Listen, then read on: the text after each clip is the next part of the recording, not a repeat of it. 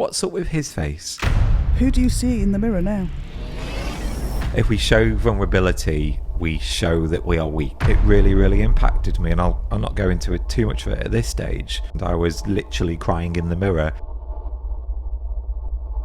I stopped smiling. I said to myself, that isn't normal. Desperately tried to make sure that my mask didn't slip. I was safe maybe outside, but I wasn't safe inside. And when I stopped and when I had a bad day, that's dangerous. Hello and welcome to Leaders in Disguise. I only have one rule. Please be kind to our guests. To be brave and vulnerable in a world where stigma still exists, I ask you to listen carefully and celebrate their success with me. In this first episode, I put myself into the hot seat. I asked a great friend, Sarah Gatford, the Positivity Pathfinder, to play host and ask me all of those important and tough questions with a pinch of kindness and inspiration. She's a great choice. She's an accredited positive psychology coach. She works with professionals just like me, navigating unexpected shifts in their career and their personal lives. I'm on a mission to break the stigma of mental health and well-being for leaders.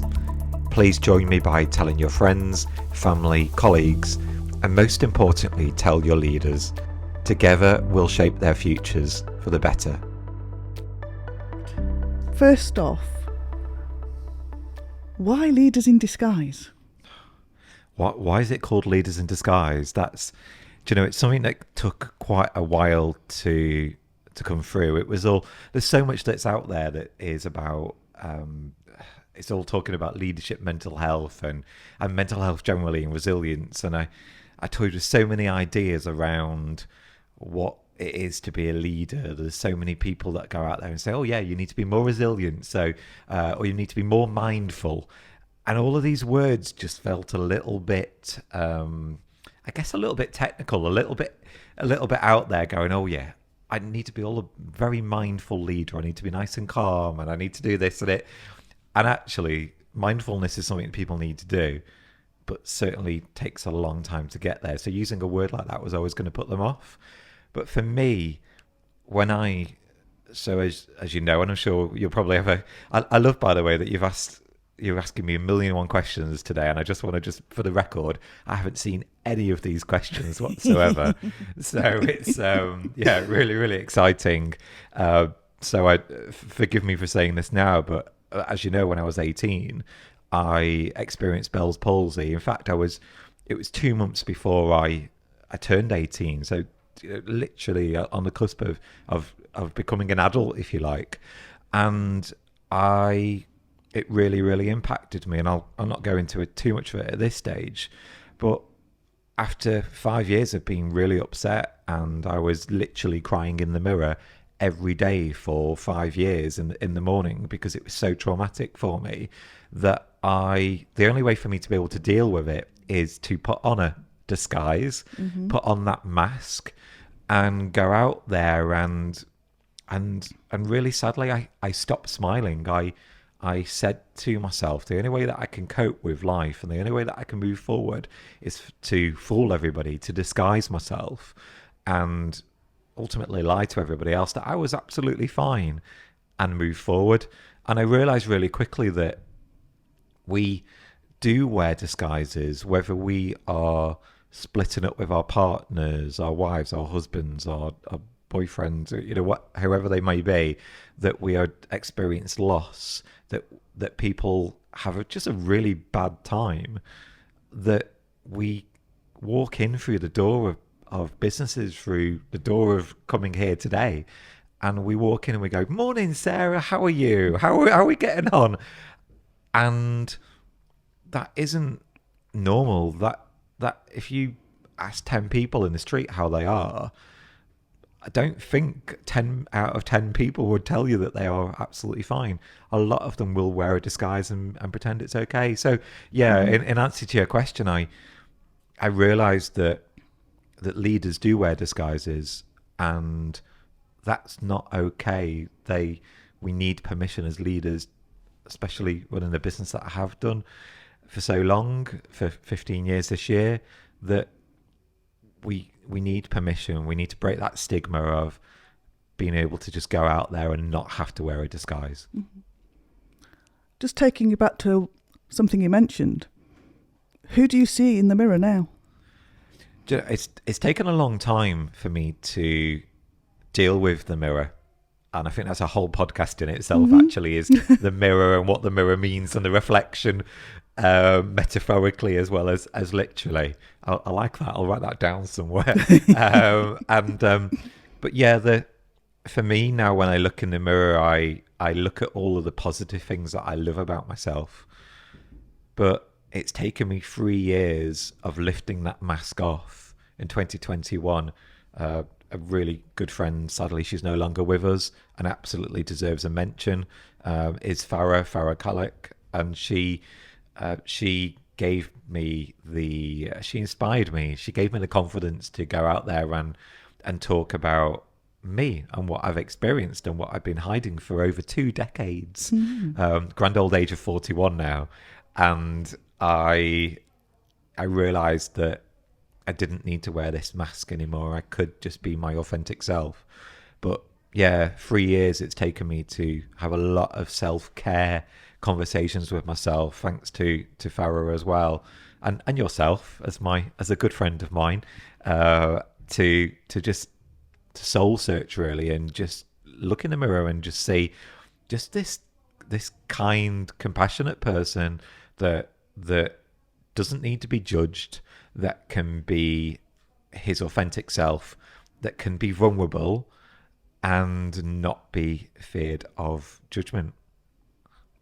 Interesting that you mentioned vulnerability, because that leads me on to ask you about seeing vulnerability as a double-edged sword. What's your perspective on that? I used to think vulnerability was a weakness. It absolutely that, and I think that's where the stigma is that if we show vulnerability, we show that we are weak. That's yeah. I don't know why, don't know where that's come from, and I'm sure I'll do that research and talk to some psychologists like yourself out there and just trying to understand where it comes from. But I feel as though society, we are conditioned to see vulnerability as a weakness. And you've heard of that analogy of, you need to just let your wall down. Sarah, you build a wall and you just need to just let people talk to you and stop building this wall all the time. And that's because we get scared, we get fearful of the being vulnerable, because if somebody comes in and attacks us with we need this armor, don't we? We need to build this big armor, or certainly we feel like we do, because if we don't build the armor, then somebody come and exploit that. And I do get that.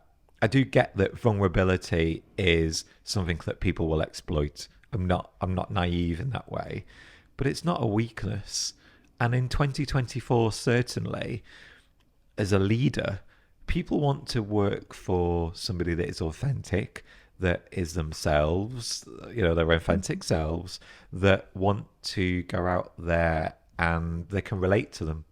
And certainly generations that are coming in want to work for businesses that align to their values. Yeah. And I realized that the people that I've got around me, friends, family, employees, past and present, and I've had a lot contact me over the last couple of months since announcing that I was going to release a podcast and going on my journey from being CEO MD for 15 years, that actually they work for me.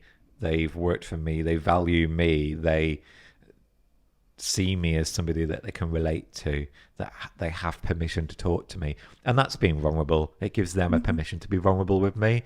But I think there is that balance there. You still need to not be vulnerable and let people exploit that. But I guess that comes with confidence and self-esteem, because I don't care what people say and think, in the main anyway.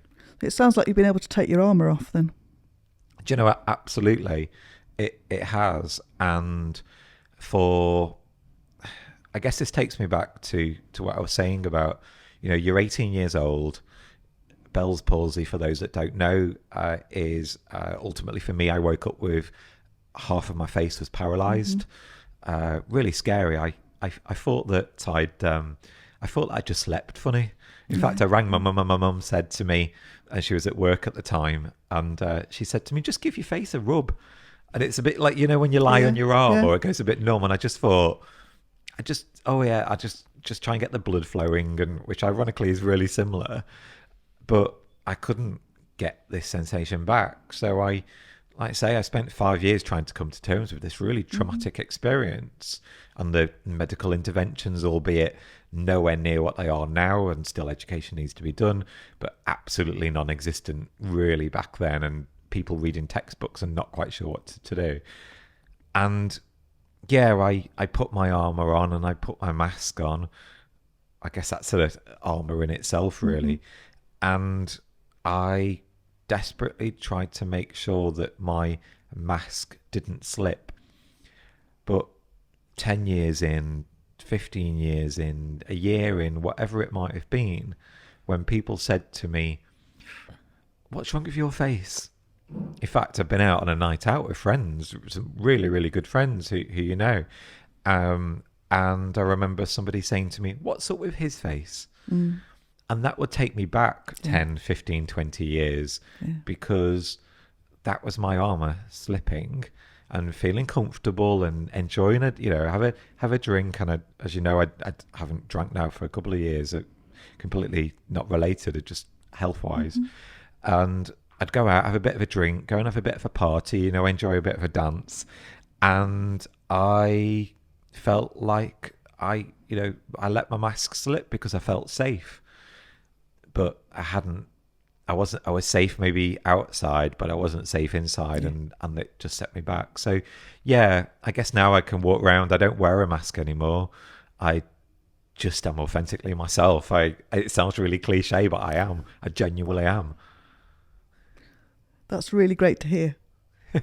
And I'd now just like to ask you about your unique journey with leadership. I don't like the word journey, but I'm going to use it because it seems appropriate. And how you've managed that delicate balance between your leadership responsibilities and your personal mental health challenges. You have already touched on that a little bit, but can you share a little bit more about how that balance works for you? Yeah, absolutely. So again, for those that don't know, so in 2009, I co-founded a people consultancy that has grown and grown and grown.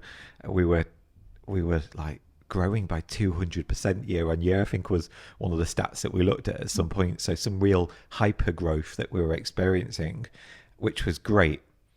I use the phrase now of victim of our success because it was great, but it was really hard work, really hard work. And as a people consultancy, the expectation is on you really high to make sure that you're looking after the people that you've got around you. I've made so many mistakes over those years, first to admit that, not wear that disguise at all, because that does happen.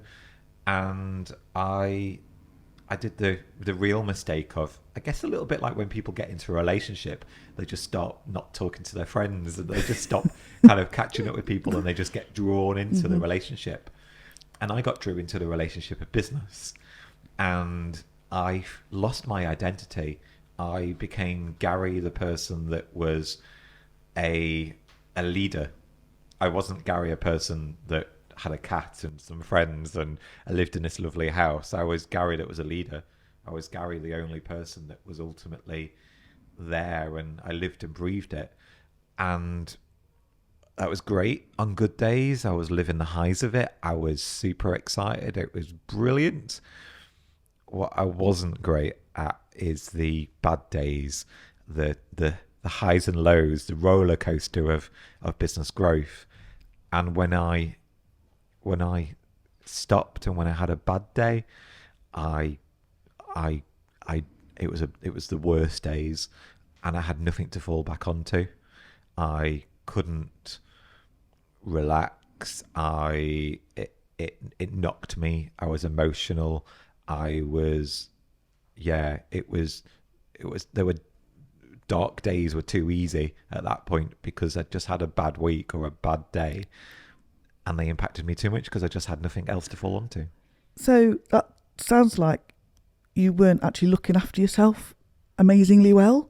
That self-care that you mentioned earlier doesn't seem to have been apparent at that point. So what have you found that as a leader, as you've grown as a leader, what self-care strategies have you actually started to employ that you could share with other leaders so that they don't find themselves in the position that you were in when you're having those bad days and you're thinking, good grief, where do I go from here? It's really interesting that you say, how did I become better at self-care? It's a really interesting phrase that you've used there, because Gary didn't exist. Gary Talk Staff exists, Gary as a leader exists, but Gary as a person, as a human being, didn't exist. So I wasn't able to practice self-care because it was irrelevant. And that, I guess that in itself was a real point there, is identifying that you are a human, that you are still a person, that you are still very much, you are two people. We wear, as leaders, we wear many hats. But for me, I had to remember that distinctly, I was a leader and I was a person. I was a family member, I was a friend, or just an individual. So that was absolutely the first thing, and I would say to other leaders to do, is acknowledge that you are still you. Mm-hmm. Don't sacrifice that. We talk about work-life balance. I call it life-work balance. I get shouted at from a marketing point of view because no one Googles life-work balance. But like, let's put our life first. Let's put that first rather than saying work-life. It's life-work. So actually, as a leader, you need to remember that you've got a life. I am Gary as a life, and I am Gary as work. And for me, that is really, really important. I need to make sure that I do that. So before I even get into self-care, acknowledge that I am an individual. Does that make sense? Totally. And I think when I started doing that, I realized, and I sat down, and very, very few people know this. And I have to remember today what you know and what you don't know, because you see me on highs and you see me in floods of tears. You see me highs, super high on excitement and emotions and loving life. And I really struggled because I guess about 8 years ago it was, I realized that there wasn't a Gary. There wasn't a Gary life. There was just Gary work. Mm-hmm. And I was stood on stage. I was winning awards, and people were like, "Wow, look at how amazing this is." But what they didn't see is they didn't see that I was really struggling. That I couldn't talk on camera like this because I was under so much pressure to even stand and look at people and stood on a stage. And I was at that point, I was talking to a CBT, cognitive behavioral therapist, and we were identifying what Gary really looked like. And a really cool little tool that she used was something called ACE. So she said to me, "Look, here's a piece of paper. I want you to draw a circle, and I want you to say, what are you achieving, being the A, what do you connect with, what gets you here, and what do you enjoy." So I just got a circle and I split it into 3 equal parts, and I then shaded a really tiny part of that said, "This is what I achieve." A really, really small part of that. This is what I enjoy. This is what I connect with. And then she said to me, imagine a little bit like a milking maid stool, or I don't know if they have them these days, and those 3-legged stools. She said, how thin would those legs be on your stool when you have a bad day, when you lean on it? And there was a couple of people around me that were doing the same exercise at the time, which was scary in itself, by the way. I must add, to sit in a group setting and be vulnerable and think. The first thing I did when I went to that was thinking, what if I know somebody that knows me? What if they go out there and say, "Oh, this guy that's running this big successful business that I've just seen win an award, he's depressed, he's struggling, he's struggling with all of these things." And that was hard in itself. But when I looked and realized I had these really thin, metaphorically, these really thin legs on this stool, I realized that no wonder on a bad day they would come crashing down and I would fall over, because they weren't stable enough. And I love that analogy because I needed some big chunky legs on this stool that if it was a bit wobbly, it was fine. But if I wobbled on these really thin legs, they would collapse. And I've entirely forgotten the question that you asked me, but all right. We've gone down a track, and it's wonderful. We've got some great ideas. I'm sure we'll go down many more tangents as the series carries on. But yeah, it was. But that analogy of a stool with very thin legs, I think that's something that many people can relate to, because sometimes it does feel like you're teetering, and if things aren't actually backing you up and supporting you, that's when things can actually go wrong.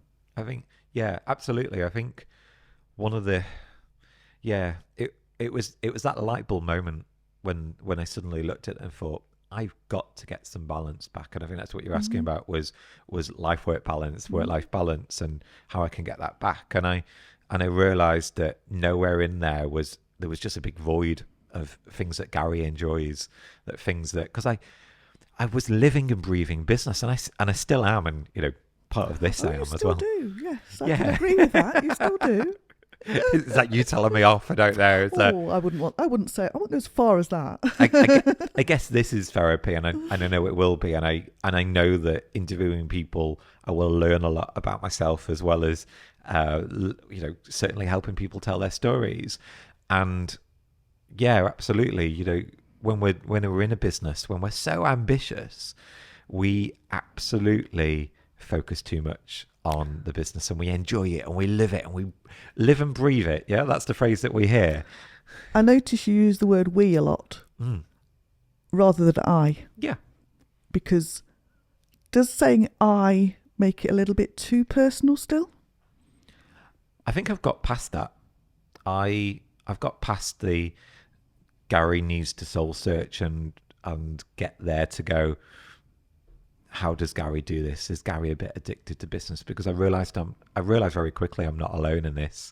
I know that I do those things. I'm going to use I a lot in this phrase now. I have a feeling that might prompt that. Yeah, I do. I obsess over business. I am that perfectionist that we all hate but love, that wants to do things in the right way, that especially doing something like this, I feel a huge weight of responsibility that people's stories are their stories, that what they're going through.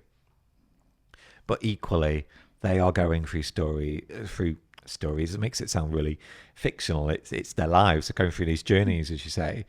They are things that they've experienced. I'm not alone.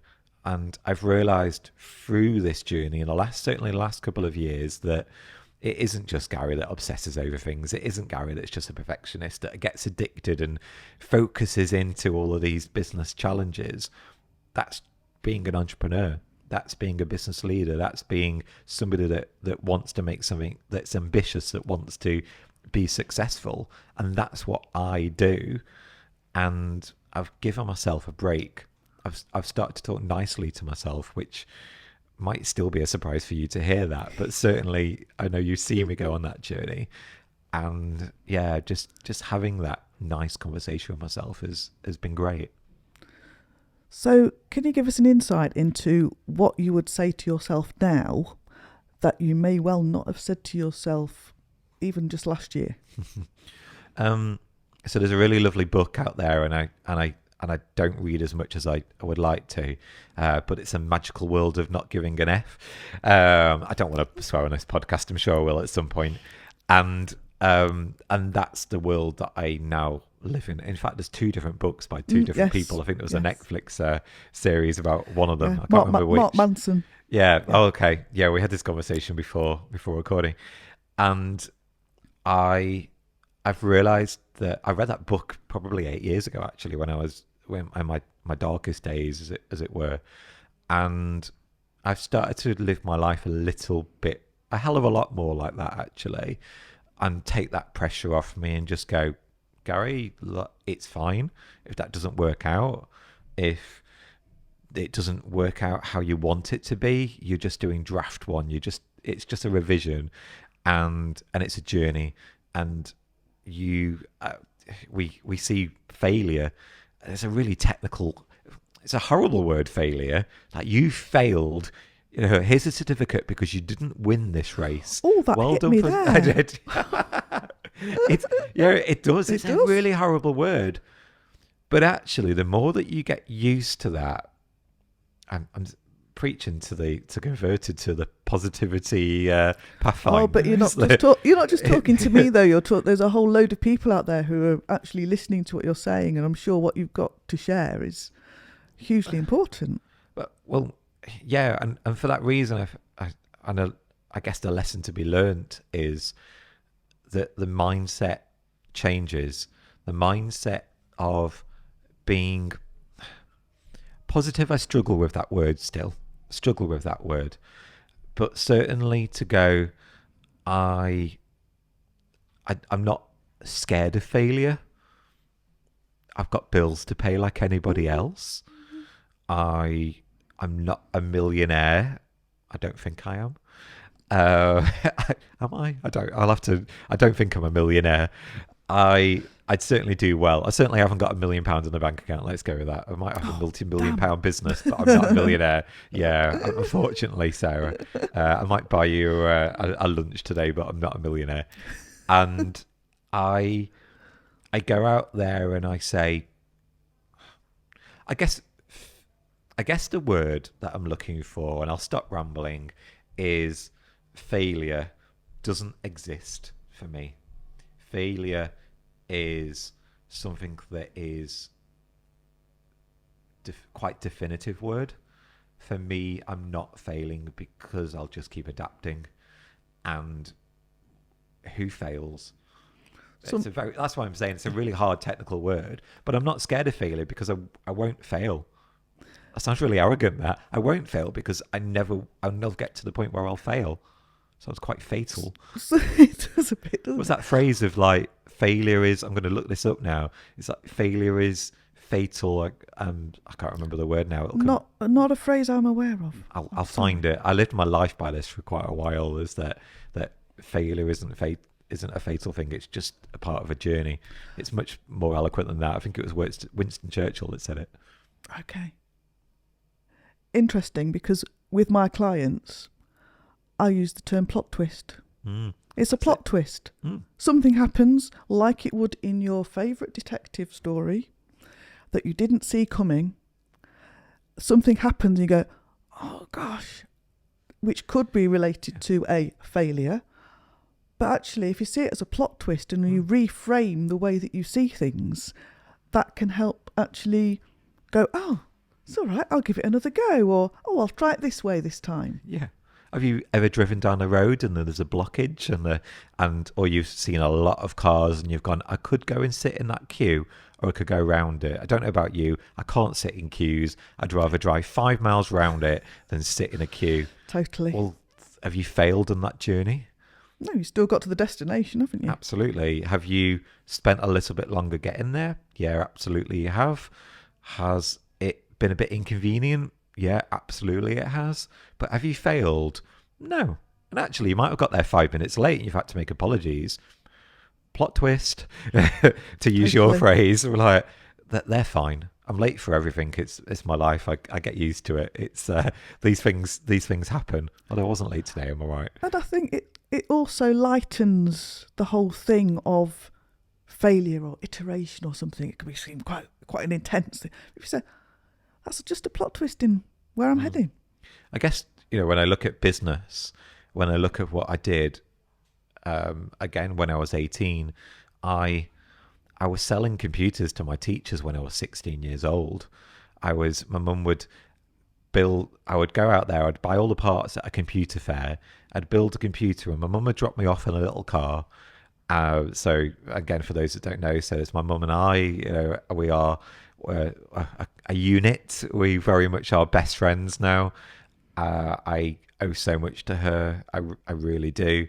And she always knew that I wanted to be in business. It was called GP Computers, by the way. It was like that whole Gary Parsons computers, doctor, fixing it for people. I'll have a look at Company's House and check it out. No. Yeah, I don't think it was Company's House there when I was 16. I don't think computers were there. But yeah, Company's House was around.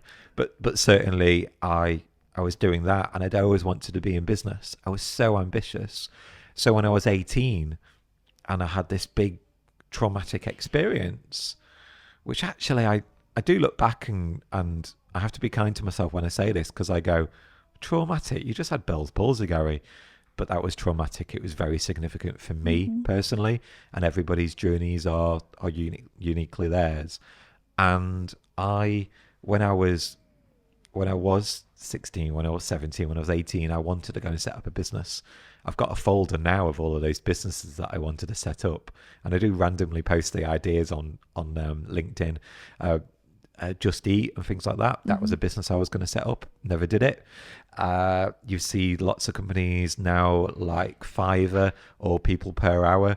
I've got a whole folder of that business before they even started launching. All of these things that I wish that I'd done. You could say I failed because I never set them up. But actually at that moment, I felt like my life had stopped. I felt like I couldn't go out there and set up a business to go and do all of these things. And when I was 25, I'm a lot more regulated these days. When I was 25, I cried.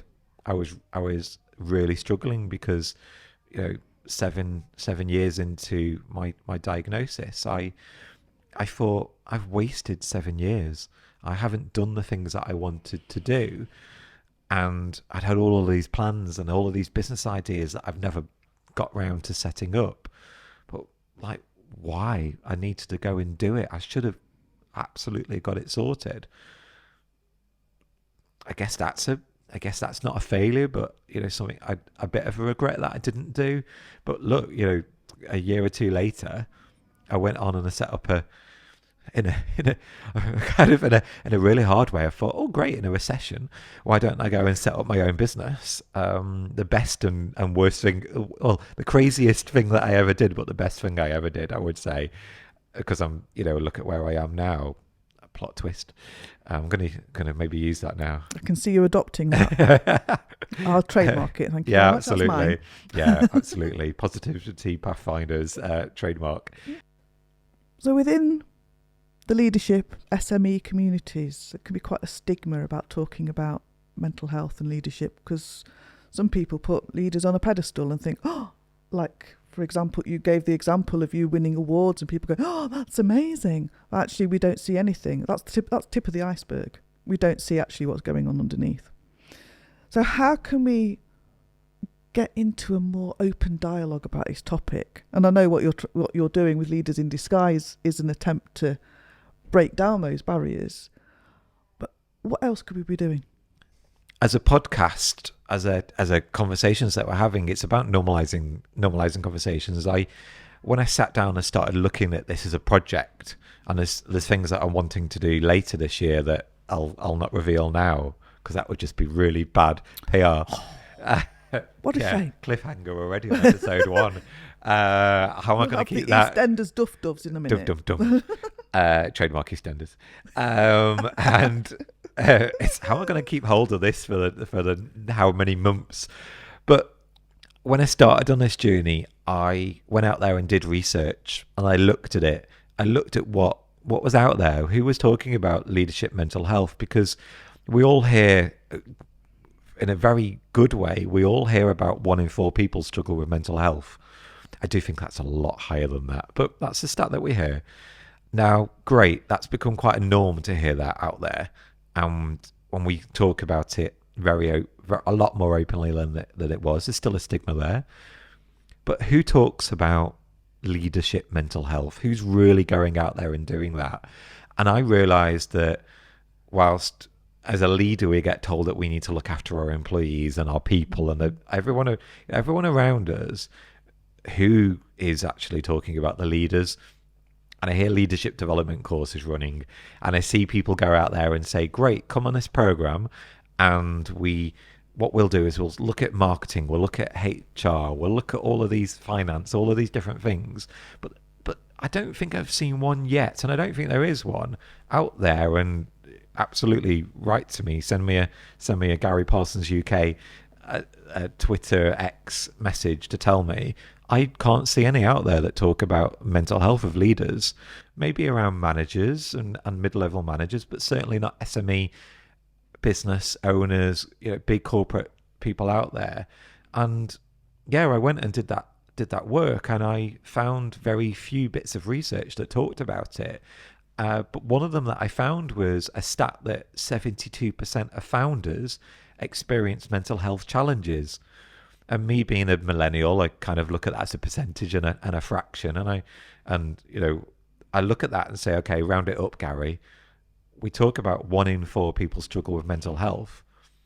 If I convert that 72%, round it up to 75%, that means that 3 in 4 people, 3 in 4 leaders experience mental health challenges.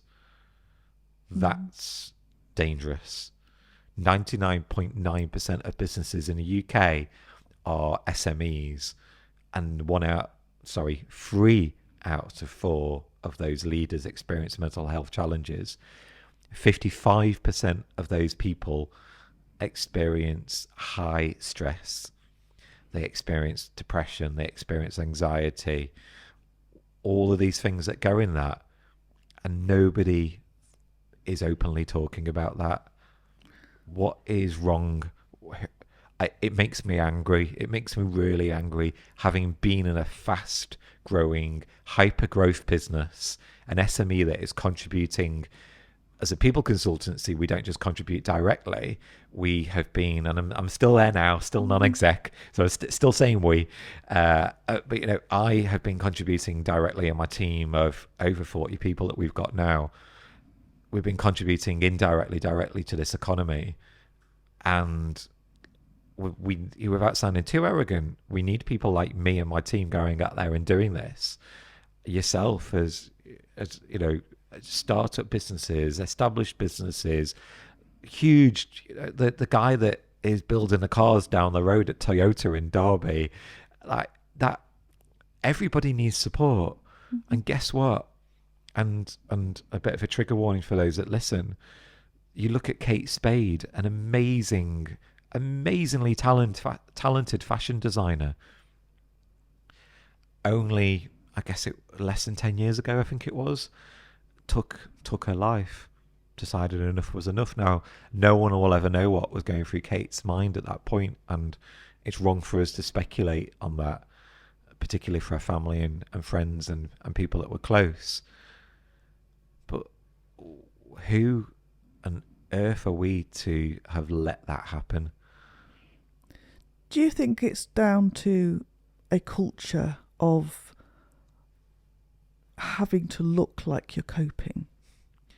I think there's that pressure, and I certainly UK of let's walk in that stiff upper lip, and I know it's getting better. I feel culturally as a society, as businesses, we are getting better at being more open and more mindful with that generation shift. That culture shift is, I say shift makes it sound really instant. It's not at all, is it? That really slow cog that is changing, that is slowly shifting. You can't even see the shift.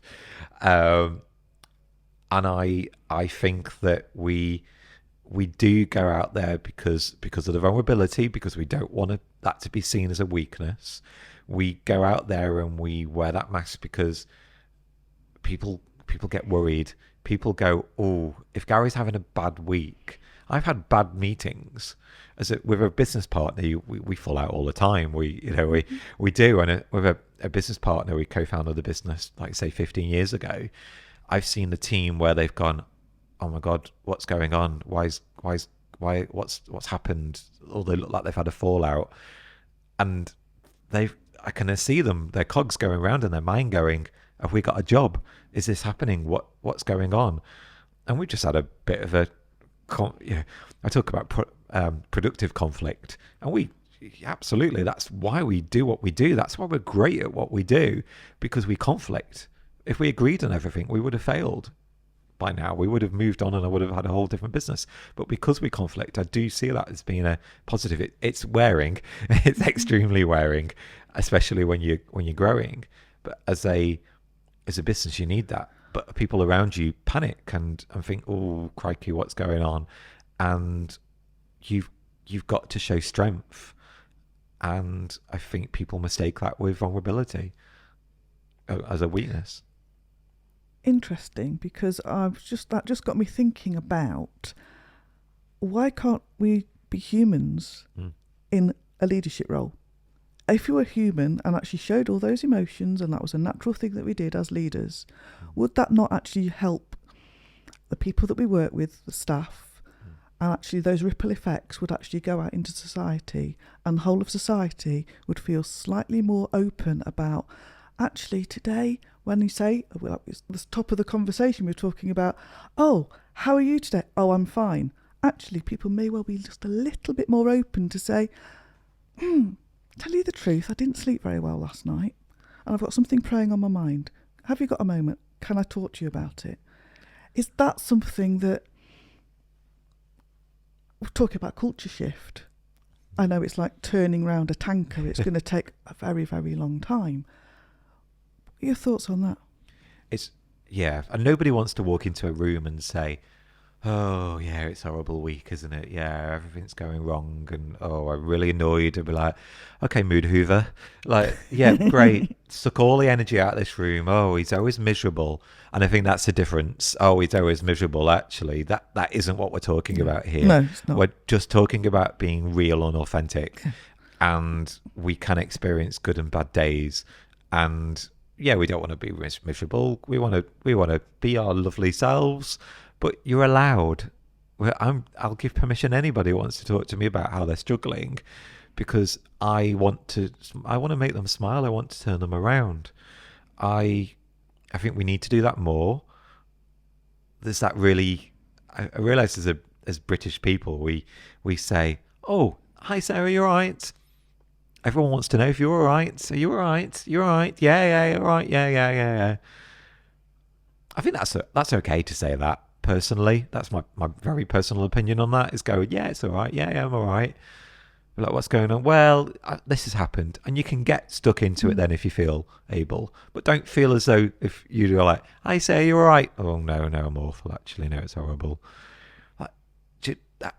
Actually, if you do need to say that, then that's okay. Your closest people and your friends, that's what we're there for. Don't pretend to be anything else. We're there to support you. It doesn't mean you need to wear your heart on the sleeve to everyone the moment they go, you're right, Sarah. Oh God, I wish I'd just said hi now rather than saying you're right, because now she just spilt all the guts of all that. She didn't sleep well last night, didn't do this or she's tired, this got there, nothing seems to go going right. You're like, crikey, I didn't need this. But actually, that's all right. That's fine. Like, I don't want you to lie to me, but I don't want you to have to be so truthful that you can't just gloss over it. You don't have to say, well, actually, technically speaking, I'm having a really bad day and I didn't sleep well. It's just like, yeah, all right, Sarah. Yeah, it's fine. Yeah, Gary, don't. Yeah, all right. Yeah. Like, you're not all right though, are you? And I think that's the question that we need to be asking the people that are close, that want to know are going, you're not though, are you? Or are you sure? And there's that whole thing of asking twice, are you okay? I'm like, don't get me wrong, it can go wrong. Are you okay? Why? Well, you look a bit tired. Oh, I thought I was all right, actually. Thanks very much. Yeah, I'm an extremely honest person, as you know. Like, yeah, I'm all right. Yeah, all right. Oh, you look a bit tired. Great, thanks. I'll put a bit more foundation on this morning, or like cover up these bags under my eyes. But yeah, I think the more that we ask it, the more that we're truthful with each other, I think that will help. So that leads me on to talking about leaders who might be struggling with their mental health, and they might be hesitant to actually seek support or share their experiences. If that leader came to you today, what advice would you give them? Do you know, it's really interesting that I guess when we say, like, what advice could I give to people? The first thing I'd do is not give advice. And that sounds really cliche, but I saw somebody yesterday and they've had a really tough time. And I said, what's going on? Talk to me about it. So the first thing I would do is listen. And I'm not going to say that I have all the answers. I'm not a trained psychologist. I'm not clinical. I'm not qualified, and I think that can be a dangerous territory that we can fall into. Great that there's things out there, quite controversial, but there's things out there like mental health first aiders, and I think that's great for raising awareness. I think the first thing we need to do is listen, but also acknowledge that there are professionals out there. Go and talk to your GP. They are there. There are professionals that will listen to you. Don't be scared of that receptionist that we've started to condition ourselves with. Just go and talk to somebody. Yeah. The first time I did that, I can't quite remember that conversation that I had. I just said, oh, I'm just a bit tired and things are going on. And she asked me, oh, are you really okay? And I burst into tears. And she said, you're not doing all right, are you? Why are you worried about asking for help? And I said, I've got a lot going on now. I've got family, lots are going on in their lives. I don't want to be a burden. And I think that's a really interesting point to make there, is that you aren't a burden. You're not a burden on anyone. If I saw somebody in the road that was struggling and that I didn't know, I'd be more than happy to help them and point them in the right direction. So your best friend, your friends, your family, professionals, go and talk to them first. And one of the other things I will say quickly is to start just listening to yourself, listening to those signs and spotting those signs, because we don't always acknowledge that we need help.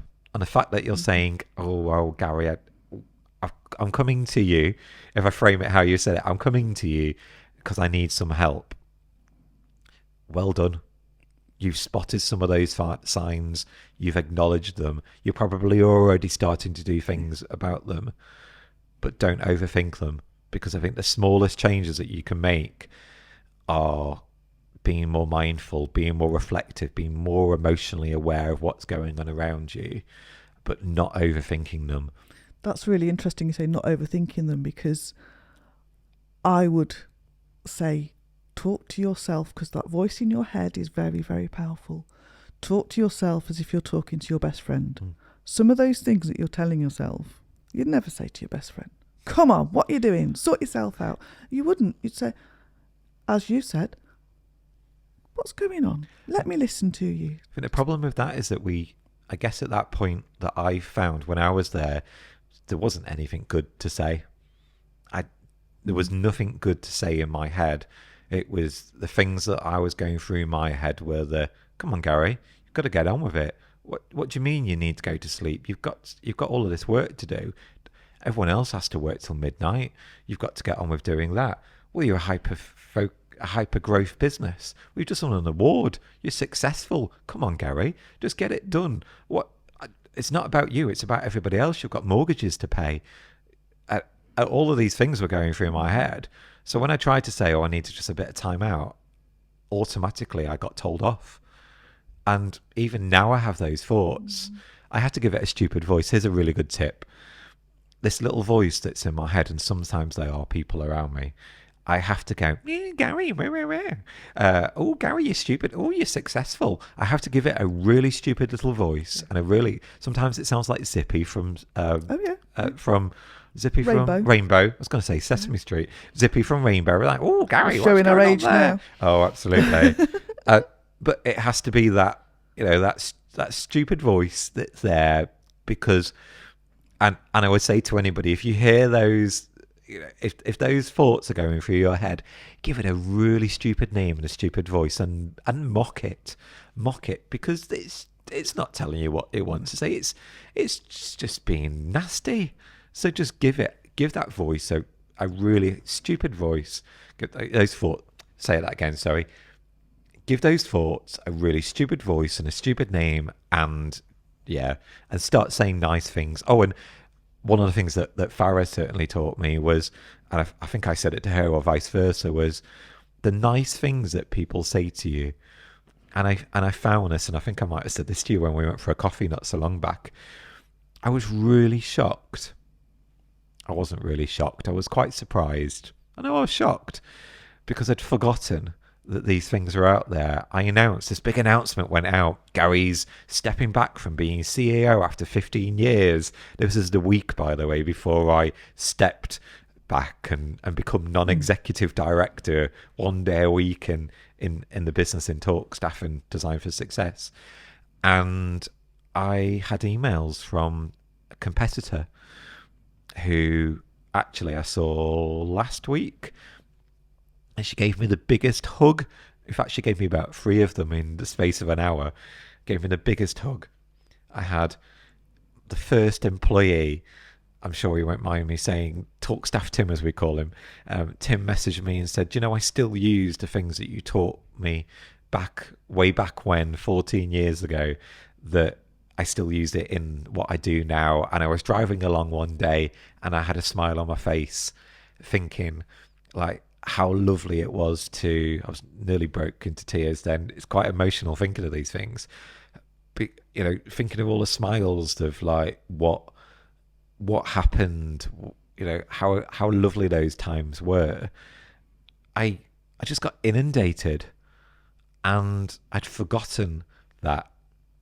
And for anyone that's listening that thinks I need to tell somebody how good they are, that what they do is great, please go and tell them and write it to them if you can. And I say one of the things that Farah said to me before she passed away was, go and print them out, put them on a post-it note. And I said, you could do that. You could write their name and the date next to it and put them on the fridge, put them around the room. And I realised this actually yesterday at some networking where somebody was talking. We put these signs up, don't we? I'm looking around the room at them now and I can only see one that says Beach Body Ready, which I am absolutely not. But these signs where they say, you can do it. You can achieve anything. Failure isn't fatal. It's just the beginning. All of these things. I can't connect with those personally. I struggle with affirmation cards and things like that. Yeah. What I'm going to be doing over the next week is finding those emails, those messages on Facebook, on LinkedIn, and I'm going to print them off and put the date and the time and the person's name next to them, because they are real. They are what people have said to me. They are what people think about me. And those are the things that I smiled and emotionally connected with me the most.